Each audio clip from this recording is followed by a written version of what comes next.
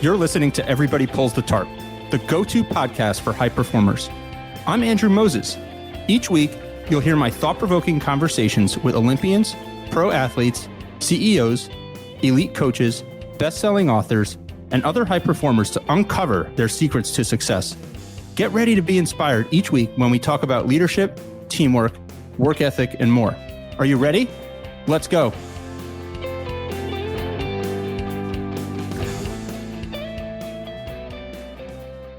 Hi, Jim and the rookie Morris. Welcome to Everybody Pulls the Tarp. It's so good to see you, Jim. You too, Andrew. Thanks for having me.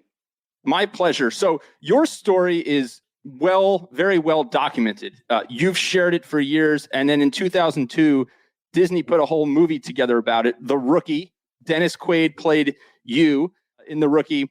And just to set this up for folks who aren't familiar with your story or need a little bit of a refresher, high school science teacher turned major league pitcher at the age of 35. An incredible story. And I want to dig into all of it with you here, Jim. Absolutely, Andrew. So let's just take this a little step further. So you play football and baseball in high school. You're playing minor league baseball. Your career ends for a variety of reasons. You're coaching high school baseball and teaching science, high school science. And you give your team a pep talk. And you tell them that they got to play with more heart. They got to be committed to the process, and they can't give up. And they give you a challenge and tell you that, hey, coach, we understand that you gave up on one of your dreams of playing in the big leagues. If we win the districts, I guess you challenge them and you say, if we win the districts, then I'll try out for a major league team. Is that how it went? Did I capture that right? Kind of, but you're missing a whole lot of pieces. And, okay. One of the things was at 28, I had a surgery in which the doctor said, you will never, ever pitch again. 85% of my deltoid gone. So I go back to school, I finish school, I start teaching and coaching, end up in Big Lake. And I'd been there, this was my second year. And getting ready for baseball in 1999, when the movie starts, I had one of the other coaches who was in charge of not only all the coaches, but all the kids, pull me aside to tell me, you have taken these kids as far as you can. These kids are losers, their parents are losers. If it's ever closer, they're ever behind, they'll find a way to lose because they don't know how to win. And I thought, wow, and you're here to teach these kids how to win. And then he puts his finger in my chest and he goes, and you may be a great baseball coach, but you're always going to come in last to people like me because you're too nice. And I thought, wow, two of my kids are around the corner where I couldn't see it and they heard it. So in 90 seconds, this guy destroyed 2 years of work. And so the first two games where the movie opens up, we get run ruled both games. And that's how it happened. And after the second game, I stood on home plate. I sent my kids down the line and I just said a small prayer. And, faith is a big part of my life and I don't hide it from anybody, but I don't push it on anybody. And I just said, what can I do to help these kids? How can I push them without breaking them? How can I get these kids to dream? And the answer was so simple. It was like, duh, go down there and teach them what your grandfather taught you about life. And so I went down there and you're like, but this has nothing to do with baseball. Yes and no. It has to do with baseball, but it also has to do a lot with life because how you carry yourself out in the real world is how you're going to be seen.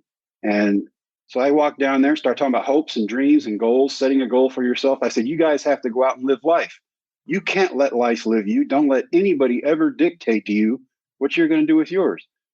And 20 minutes in, I think I'm sounding like my grandfather, right? And the kids are interested and they're looking up and they're smiling. And then my 18-year-old catcher goes, well, what about your dreams, coach? And I said, my dream is to watch you guys be successful in the class, successful on the field, graduate from high school, go to college, see what's out there. And then you make up your own mind on where it is you want to be and what it is you want to do. And he goes, we know that and we love you too, but we think you still want to play. And I'm like, dude, I weigh 260 pounds. Your moms make fresh homemade tortillas for me every time we get on the bus to go somewhere. That is not a plain diet. That's a coaching diet.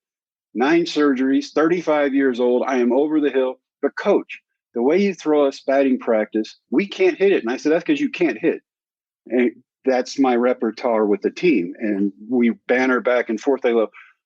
But the way you teach us how to act and react to every situation that comes up, why are you telling us to chase our dreams if you're not willing to do it yourself? So I explained the surgeries. I explained what the doctor said, medical community, you'll never pitch again. And they said, coach, if we start winning, you try it again. I said, I can't do that just for a few wins. I'm not going to embarrass myself that badly. They go, what if we win a district championship, which these kids have never been a part of in their life in baseball? If we win a baseball championship, you try out. So I did what every parent does. I caved in. And sometimes being a good leader is being willing to walk the walk and not just talking the talk. I said, you guys go out and win a championship, I'll find a tryout somewhere. And then I forgot about it. And that was like the first week of March. We get to the last week of May. We're playing for a district championship. We're down by 2 runs in the last inning. Kids score 6 runs, hold the other team. We win 7-3. And I watch a group of kids celebrating something that not even they thought they could do. And so for me, that was just, it was awesome. I went back to the bus. I started it because, when you're a coach and a teacher, you do great things like the bus driver. And so I start the bus. I look out, watching these kids celebrate. And for the first time in my life, at the age of 35, one of the biggest lessons my grandfather taught me hit me right between the eyes. And sometimes men are slower, but I looked out at these kids and I went, this is not about me. This is not about me. This is about we. What can we do as a team to make ourselves better? Because if I just look at it like I need wins so I can move up and move on, and you guys, I don't care what really happens to you, just play good. We're all in this together. And I pushed them, they pushed me, and we became better as a team. And, up on the top step of the bus comes my second baseman, the team clown. And he's smiling at me, and I got tears in my eyes. I'm 35. I've had kids of my own. You're allowed to cry as a man when you have your own kids. But I'm watching these kids celebrate, and I'm just, wow, this is so awesome for them. So I got tears in my eyes, and my third baseman starts giggling. I said, shut up. And from behind his back, he pulls out a baseball, had Reagan County Owls, District 128 champs, 1999. Everybody signed it. I cry harder. He hugs me around the neck. He goes, we did our part. Now you have to do yours. Yeah, I got to go to a tryout. So you find that tryout. Yeah. And the rest is Hollywood history, as they would say. It's amazing, man. When I went to that tryout, I had 3 of my kids, 8, 4, and 1.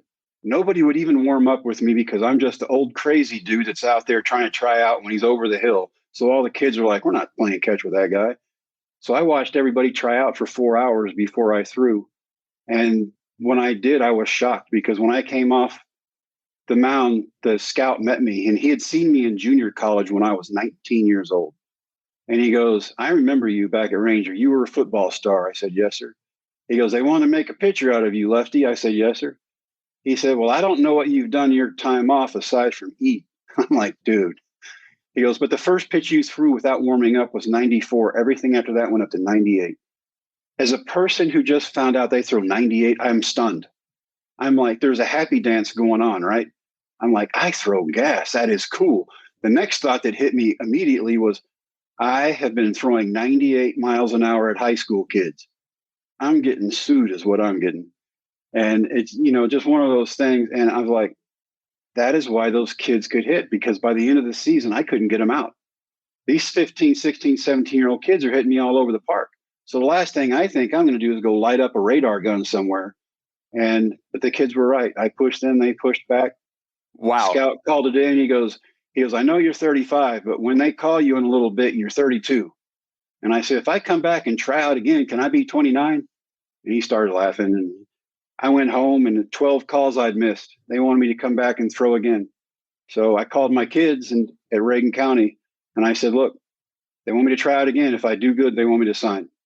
And the kids are like, you told us if we ever had our dream in front of us, you chase it no matter what.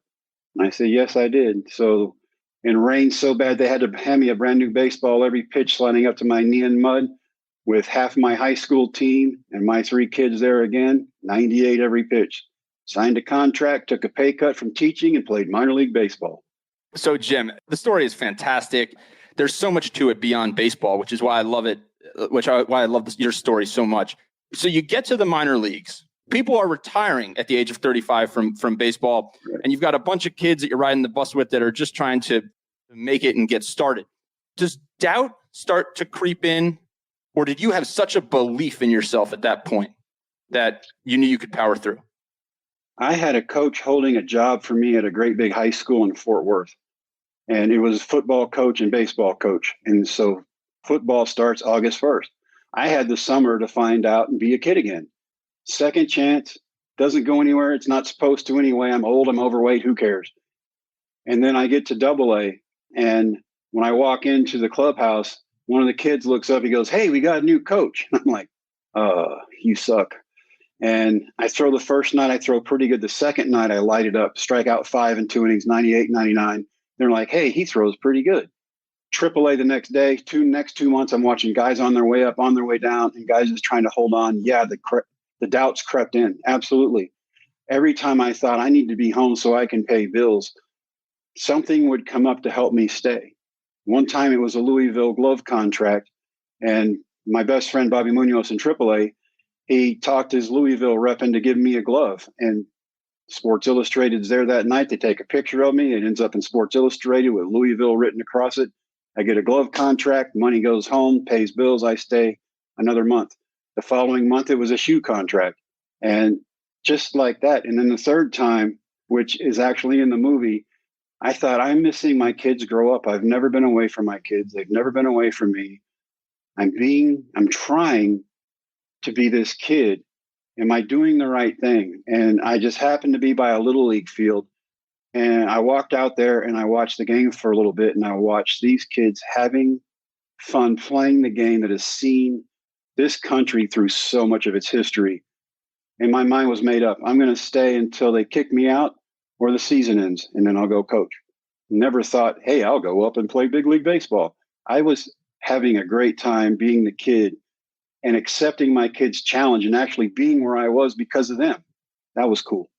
One of the things that's always so interesting to talk to successful people and elite performers is when the going gets tough, how many try and go back to reflect on a simpler time.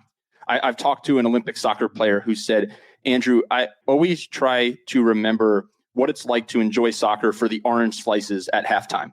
You know, the purity, and when the stakes get higher and there's money involved and careers at stake, it's easy to get distracted by all that, I would think. But once you had that moment where you look at that little league field, it brings you back. It brings you back a bit, right?" Yeah, I'm a kid again, and I'm watching kids play a game for a hot dog and a Coke after a game. And I remember that as a kid growing up, man, when you played for the hot dog and Coke, it was cool. Didn't matter if you lost, didn't matter if you won, you got a hot dog and a Coke. And then that kid comes back into your head, and you're like, this is why I fell in love with the sport. It's a team sport. And in between these white lines, anything can happen. And I love baseball because of the chess matches. I would love to have played soccer, but I didn't want to run that much. Well, soccer. Yeah, soccer's a lot of running. That's for sure. So you're in the minor leagues. You're in the minor leagues, and you're trying to work your way up to the big club. The doubt is creeping in. You have that moment. You get that call up to the big leagues, and then you get there, and you strike out Royce Clayton in the first batter that you face. Take me through that moment. Huh. That moment, I had to sign a contract before I could walk into the clubhouse in the ballpark in Arlington where Tampa was. And I signed my contract. They gave me meal money, which, by the way, for 10 days was more than I made in a month teaching. And so I enjoyed that. And then I walk into a clubhouse where there's Wade Boggs, who had just gotten his 3,000th hit, automatic Hall of Famer. There's Fred McGriff, the crime dog. There's Roberto Hernandez. There's Jose Canseco, who is an entity unto his own.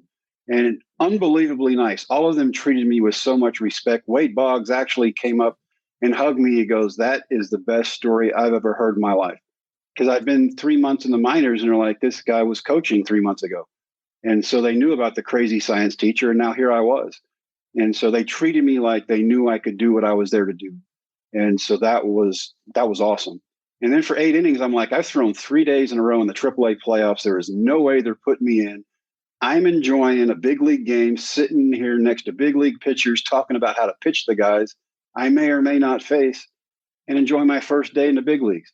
And Johnny Oates, the opposing manager at the time, God bless his soul, he let 150 people in the game that day that had ties to me. And it was just an amazing day. All the people I know and love came to watch their coach. Kids got in school buses. They drove 9 hours to be there for an afternoon game. It was just a lot of fun watching. They had pushed, and when I pushed in, they pushed back. And because of that, we succeeded.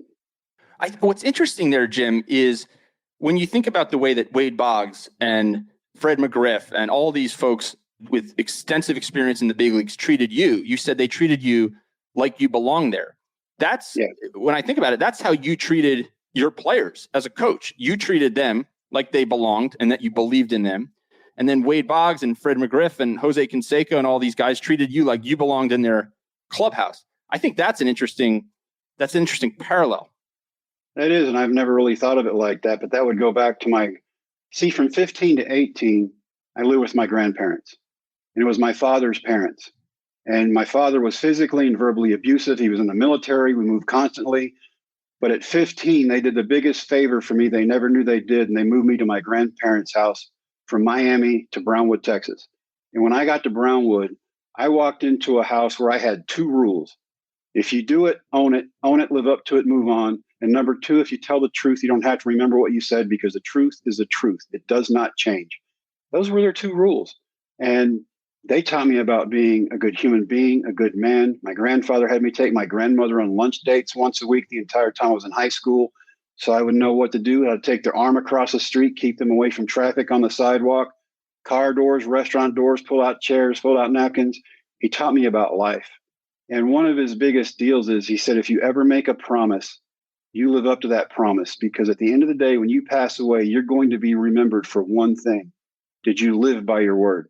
And I mean, just awesome lessons every day. He had a menswear store in Brownwood, population 20,000. But people came from all over the country to buy suits from my grandfather because they love and respected him. He had fought in World War II. He knew everybody. I mean, Gene Autry came in one day, hugs my grandfather like they've been best friends. I didn't know they'd known each other for so long. And I'm like, that is so cool. And then when Dennis and I are filming the movie, he goes, Gene came into your dad's store? I said, yeah. He goes, and he told me he's related to Gene Autry. And I thought, what a small world. It just kind of goes in a circle. It's cool. It is a small world, and it's interesting how these things all compound to have an impact on us and seem to percolate and present themselves at the right time to help us through challenging, and interesting circumstances. Another question I've always had for you, Jim, is most people have a playing career and then they become a coach. You played, you became a coach, and then you went back to playing. When you were back there chasing the dream at the age of 35, with all of the experience as a coach, do you think it helped maintain perspective and help you through some of those challenges as you chased and eventually got to the big leagues? I think teaching kids the proper way to approach the game and situations that come up definitely helped put me in a situation where I enjoyed watching the game more. And at that level, it gets a little bit quicker every level you go up: high school, college, A-ball, AA, AAA, and then you get to the big leagues. People are watching the game and are like, this game is so slow, but they don't see the micro moves and the other things that are happening quickly and how an inning can cycle right out of you giving up 9 runs. You're like, what happened? And you have no idea. And so that for me kept me calm, and being there knowing that I was teaching these kids even after I wasn't at that school anymore, I think was the biggest thing for me, because I thought, I'm here because of them and I need to see this through. And because I saw it through and because I stuck it out, I found out what is possible, which made me believe even more. And so those kids are still attached to me. We do an inner city deal where we go into inner city high schools and get kids back on the field, whether it's football or baseball. And we redo baseball fields and football fields and get kids involved again. So the kids get off the street, get back into school and play. And those high school kids from 1999 are involved in that. The same kids from that famous season.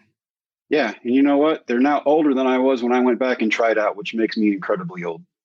I don't know about that, Jim. I don't know. I think you could still probably throw some heat out there. You know what? Yeah, I could, but I might not be able to do anything for a couple of days after that.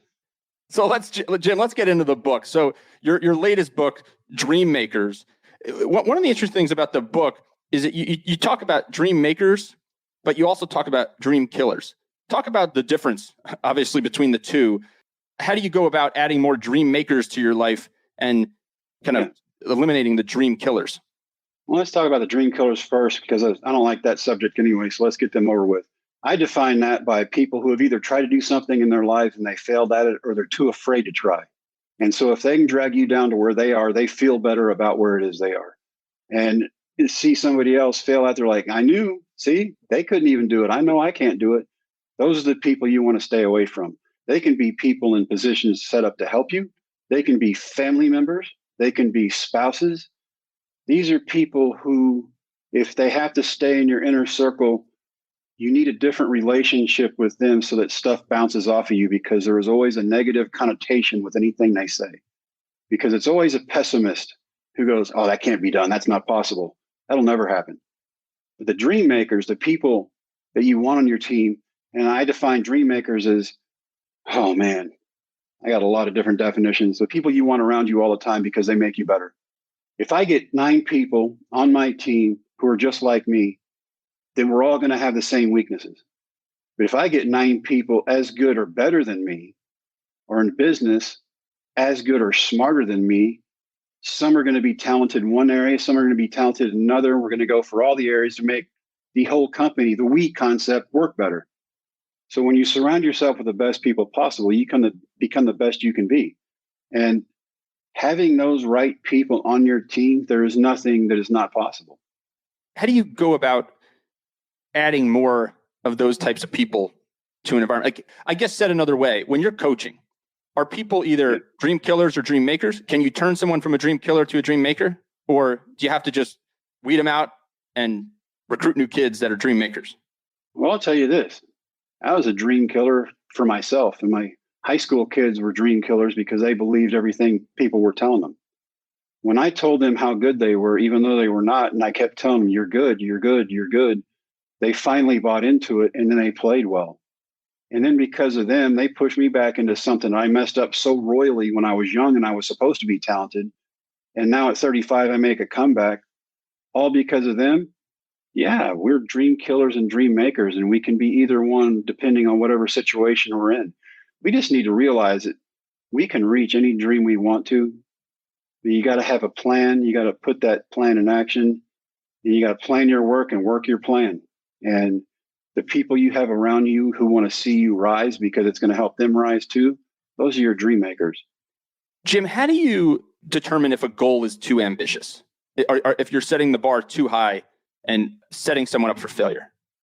My biggest, in answer to your thing, my biggest deal is a question. If I wake up at 70 years of age one day and go, what if? You can be a dream maker and still fail. Doesn't mean you're going to be successful in every single thing you do. But you might find 2 or 3 different things that you like better on your way to that dream that you thought you were supposed to get, but it ends up throwing you into something even better. And, that is one of the lessons my grandfather taught you. He goes, you're not going to throw the ball hard forever. What are you going to do? When you're 18, you're like, I'm going to throw the ball hard as long as I want to. And then you turn 50 and you have to get up every night and pee 3 times. You're like, I cannot throw the ball hard anymore. And I think life and situations, I think we need to take, let's look at COVID. Let's look at 2020. A lot of people became extremely fearful. Why? You're either going to get it or you're not. And you're either going to get really sick or you're not. Or you might die or you're not. Why worry about something that hadn't happened yet? Why not plan for something good that can happen? It's going to take your mind off all the bad stuff. Turn the TV off, quit watching the news, and come up with a new dream. I talked a number of months ago, Jim, to one of the mental performance coaches for the Philadelphia Phillies. And she has a philosophy that you always put an optimistic cherry on top of everything. So you take every perceived negative situation. Oh, I have to park so far from the store. Instead, it's, well, I have to park so far from the store, but I get to walk and exercise on this nice day. I have to stay home because of COVID, but I get to record more podcasts. Or you get the drift, right? And I also have a mentor that says you take have out of every sentence and you add get. So instead of I have to, I get to. I have to, I get Exactly. to. It's a totally different mindset shift where you're looking at the positive and the opportunity in each situation. And another great mentor told me, being positive doesn't mean you look at everything, it's like this happy-go-lucky personality and there's just nothing wrong that goes on. It's just that you look at every situation with an optimistic view. Yeah. You see the best in every specific circumstance. One of the things, Jim, that I've always wondered is when we get into let's get into the movie a little bit here.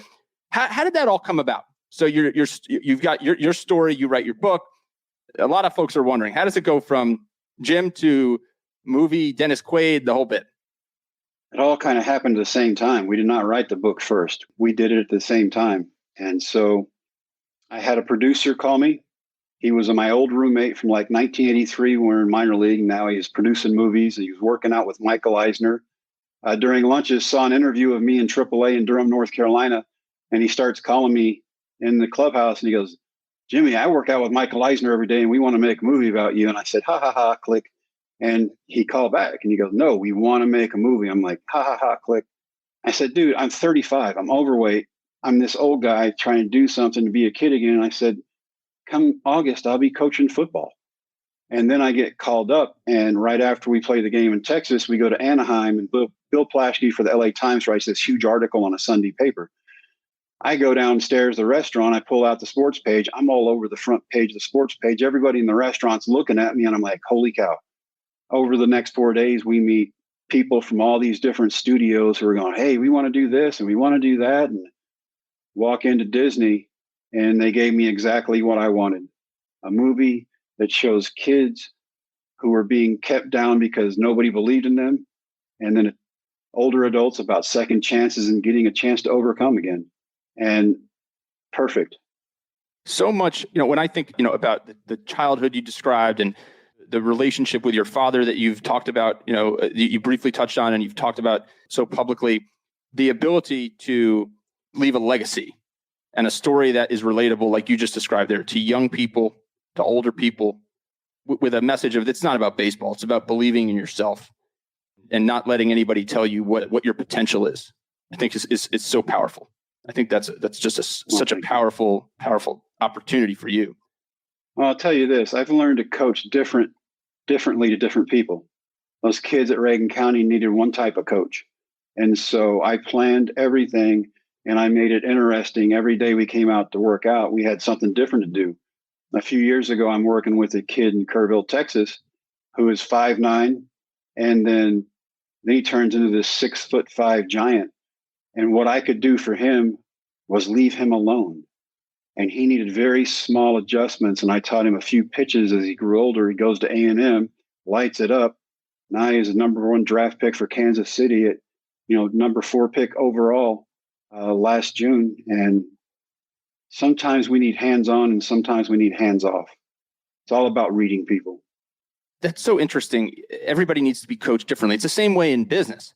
You have to understand your personnel. You have to understand what people need in the given moment. And you have to know their strengths and weaknesses. One person may be extremely smart, but they don't know how to do this one thing, while another person who's not as smart knows how to do it perfectly. Why not combine that and make it a team effort, and let's get it done and go even bigger and better than we thought it would be. So, Jim, I want to before we wrap up here, I want to kind of catch everybody up on your life since the movie, since 2002, and you're doing a ton. You're pre-COVID, you were speaking all over the world. Now you're doing a lot of virtual work. Yeah. You have the new book I described, Dream Makers. You've had countless surgeries and other challenges. Catch us up a little bit on the past, 18, 19 years or so, in a minute or two, I guess you could say. Yeah.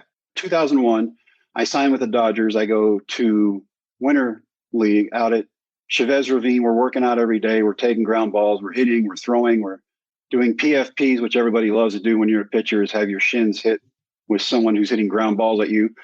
I'm doing it fine. I'm doing it perfectly. I'm in great health. I'm throwing 98. I'm painting the corners. In 5 days, I go from LA, drive across country, see my kids for a couple of days, go to Vero Beach where the Dodgers still were.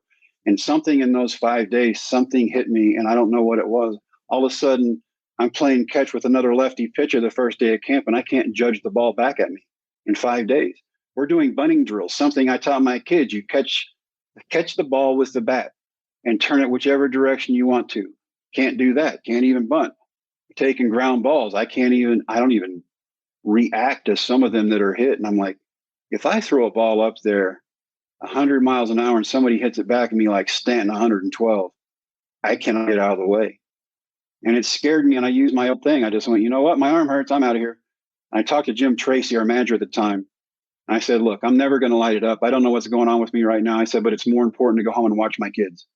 I want to watch them chase their dreams. And he hugged me. He goes, if you ever need anything, let me know.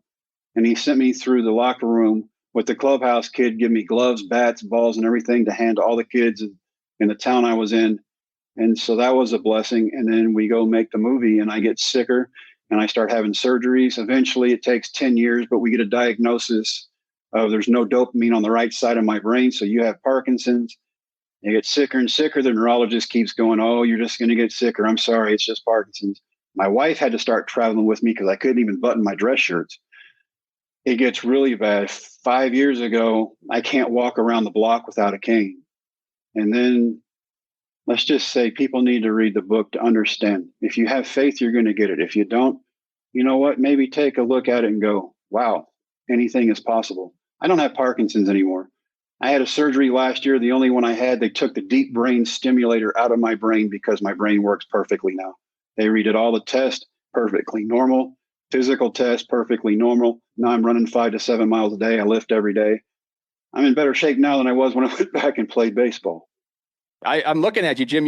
I told you look like you could throw some heat right now. It's such a challenging set of circumstances, but you always, like everything, you always seem to take the positive out of every challenge and not only overcome those challenges for yourself, but leave these breadcrumbs of a story and inspiration for other people, which is, I think, the ultimate gift that anyone can have, Jim, to go through things and educate others and inspire others along the way. You are such an inspiration. Before I let you go, I want to know, what do you credit most for your success in all aspects of life? Baseball, coaching, as a father, life in general. Well, it can be seen as a positive or a negative. I don't know when to quit. You're going to get sicker and sicker. That's just how it is. I'm going to prove you wrong. And I got that instilled from me when I was a child, and I was never good enough to please my dad. And having him hold my little brother and looking down at me going, this is the one we wanted. We never wanted you. So I could never please him. And so that instilled in me a sense never to quit and always try to outdo myself. I'm not playing against anybody else. I'm playing against me. If I can improve one thing about me every single day, then I'm winning. And I may be the only one that knows the game's going on, but I know what I'm doing. I give myself a little bit of negative time and get all the negativity out, and then I make a plan, and then I attack it.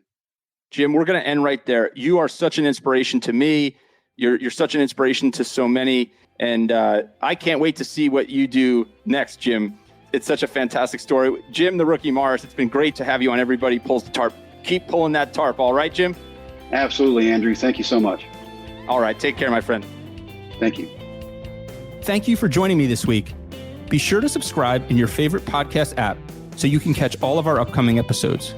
And if you are like me and want a world full of tarp pullers, then leave a review to help others find us. You can also follow me on Instagram at AndrewMoses123 and sign up for my monthly email newsletter at everybodypullsthetarp.com/newsletter. I'll share tips and insights to help you achieve maximum success and happiness. Today is a great day to pull the tarp. I am rooting for you. See you next time.